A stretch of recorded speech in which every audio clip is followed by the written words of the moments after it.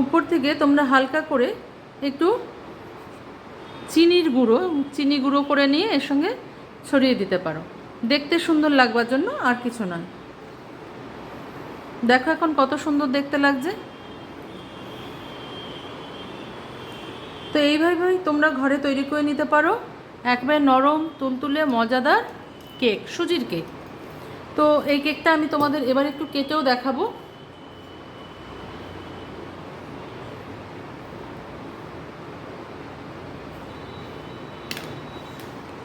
আমি তোমাদের কাছ থেকে দেখাচ্ছি, দেখো কতটা সফট হয়েছে, দেখতে পাচ্ছ?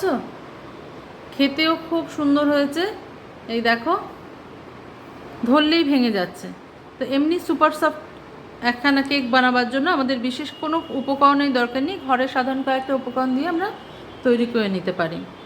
নমস্কার বন্ধুরা, আমি শতাব্দী আমাদের রান্নাঘর থেকে। তোমরা সবাই কেমন আছো? আশা করি সবাই ভালো আছো, সুস্থ আছো।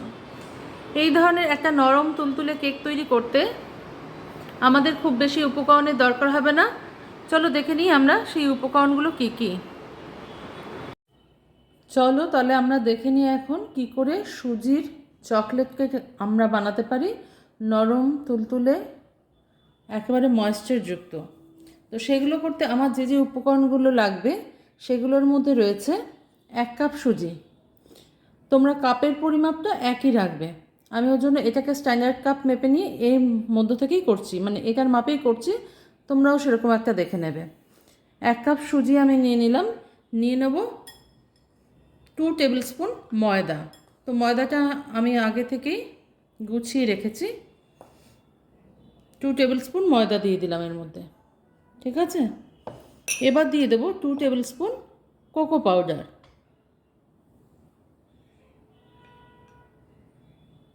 ওয়ান টু, যাই হোক বেশি হয়ে গেলে অসুবিধা কিছু হবে বলতে, কোকো পাউডার যদি তোমাদের বেশি পড়ে যায় তাহলে কেকটা তিতা হয়ে যাবে। তো এই ড্রাই ইনগ্রিডিয়েন্টসগুলো আমি আগে ভালো করে মিশিয়ে নেব।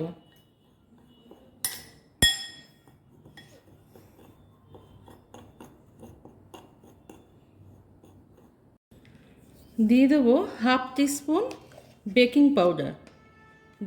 আমি তোমাদের দেখিয়ে দিচ্ছি মাপটা, এই যে 1/2 টিস্পুন বেকিং পাউডার, ঠিক আছে। এটা টিস্পুন মাপে, সেই জন্য আমি তোমাদের দেখিয়ে দিলাম। দিয়ে দেবো 1 pinch baking soda. Baking powder and baking সোডার মধ্যে পার্থক্য আছে, তোমরা এটা মনে রাখবে।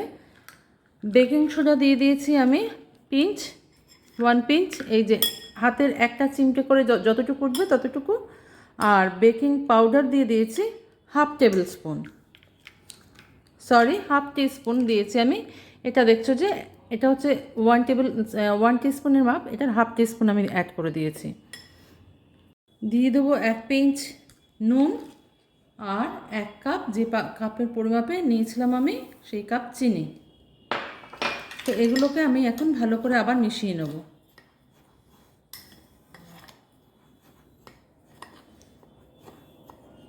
নমস্কার বন্ধুরা, আমি শতাব্দী আমাদের রান্নাঘর থেকে। তোমরা সবাই কেমন আছো? আশা করি সবাই ভালো আছো, সুস্থ আছো। আমার নতুন সাবস্ক্রাইবার, আমার পুরনো সাবস্ক্রাইবার, সবাইকে অনেক অনেক ধন্যবাদ আমার পাশে থাকার জন্য। এবার আমি একটা কাপ নিয়ে নিয়েছি, এই কাপের মধ্যে 2 teaspoon apple cider vinegar use করে দেবো। তোমরা নর্মাল ভিনেগারও ইউজ করতে পারো, অসুবিধা নেই, ঠিক আছে। আর ইউজ করব হচ্ছে জল হচ্ছে 1/2 কাপ জল মিশিয়ে দেবো এর মধ্যে। আচ্ছা, মিশিয়ে দেবো কিছুটা সাদা তেল বা অলিভ অয়েল, এই দুটোর অপশন রয়েছে তোমাদের কাছে। আর আনসল্টেড বাটার, ওটা পাওয়াটা একটু মুশকিল হয়ে যায়, তার জন্য তোমরা তেলটাই ইউজ করো, সাদা তেল।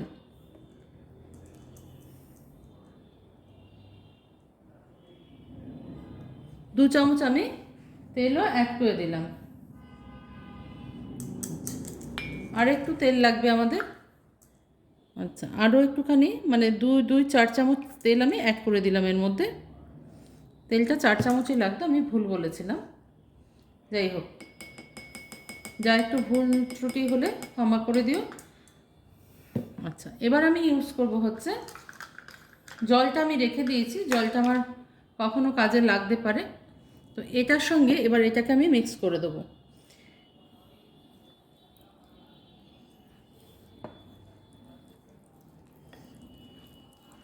এটাকে ভালো করে মিশিয়ে নেবে, ফ্যাটাবার দরকার নেই, কারণ আমরা এতে ডিমের ইউজ করিনি।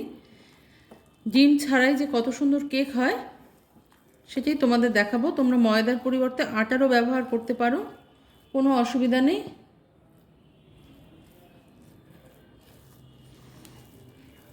এবার ফাইনাল যেটা দেব সেটা হচ্ছে দুধ। এবার আমি ইউজ করব 1 কাপ ঠান্ডা দুধ। তোমরা নর্মাল গরুর দুধ নিতে পারো, কিন্তু আমি এখানে আমন্ড মিল্ক ব্যবহার করেছি, এটা টেট্রা প্যাকে পাওয়া যায়, সম্পূর্ণই ভেজ, সেই জন্য আমি দুধটাও এরকম নিয়েছি। তো পুরো 1 কাপ ঠান্ডা দুধ, ফ্রিজে রাখা ঠান্ডা আমন্ড মিল্ক আমি ইউজ করলাম। এটাকে এবার ভালো করে মিশিয়ে নেব। মিশিয়ে নিয়ে এর সঙ্গে অ্যাড করে দেবো একটুখানি ভ্যানিলা এসেন্স,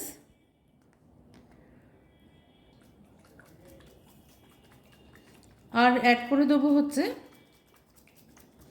একটুখানি অরেঞ্জ এসেন্স। আমি আগেও বলেছি চকলেটের সাথে অরেঞ্জের কম্বিনেশনটা খুব ভালো যায়, তোমরা কখনো ইউজ করে দেখো। এসেন্স খুব বেশি দেবার দরকার নেই, ঠিক আছে?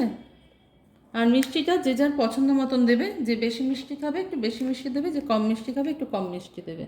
তো এবার আমরা এগুলোকে সম্পূর্ণ এক জায়গায় করে মিশিয়ে নেব, ফ্যাটাবার দরকার নেই, শুধু মিশিয়ে নিলেই চলবে। তো আমরা এটাকে ভালো করে আগে মেখে নিই।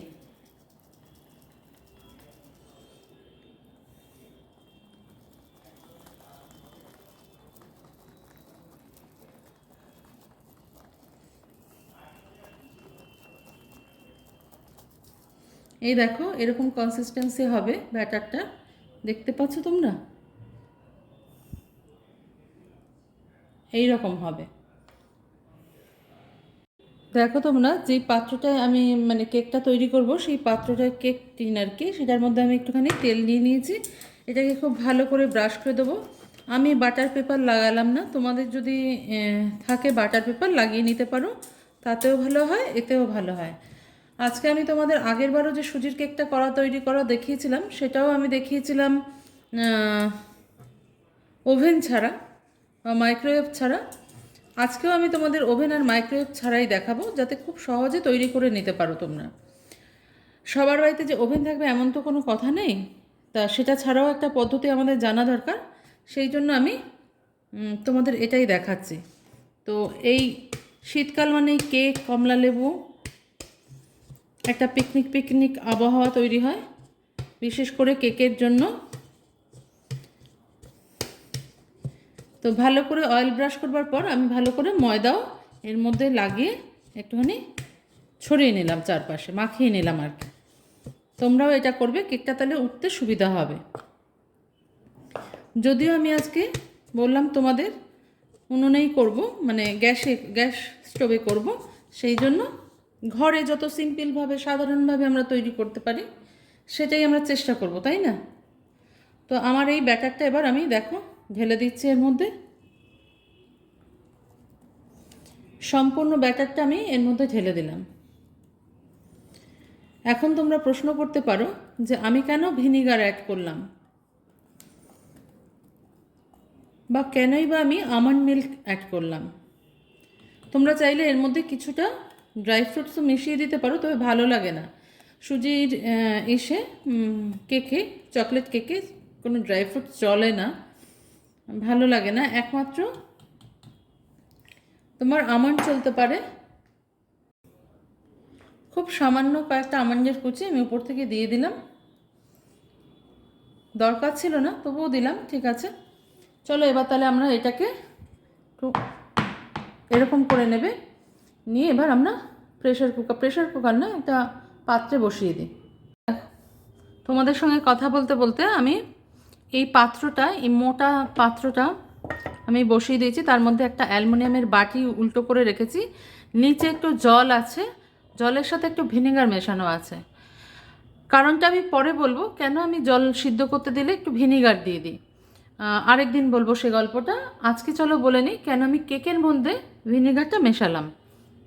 আচ্ছা, এবার আমি কেক টিনটাকে এর মধ্যে বসিয়ে দেবো। যেমন আমাদের ওভেন প্রিহিট করতে হয় তেমনি গ্যাসে করলেও এটাকে প্রিহিট করতে হয়।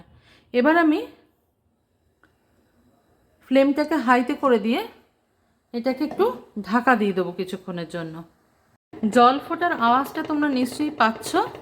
তো আমি এবার এটাকে একটা ঢাকা দিয়ে বন্ধ করে রাখবো। এটা এই ভাপেই হতে থাকবে, ঠিক আছে? এটার জন্য আমাদের মিনিট 15 করে সময় দিতে হবে। দেখো তোমরা, আমি এবার একটু এটা চেক করে নেব হয়েছে কিনা। তো এইটা চেক করবার জন্য আমি এরকম একটা শিকের ব্যবহার করছি, স্টিলের। তোমরাও মাঝে মধ্যে এসে চেক করে নেবে। মধ্যেখানে এরকম ঢোকাবো, এরকম বার করে নেবো। এখনও একটুখানি গায়ে লেগে আছে, তবে হয়ে গেছে আমার মনে হয়।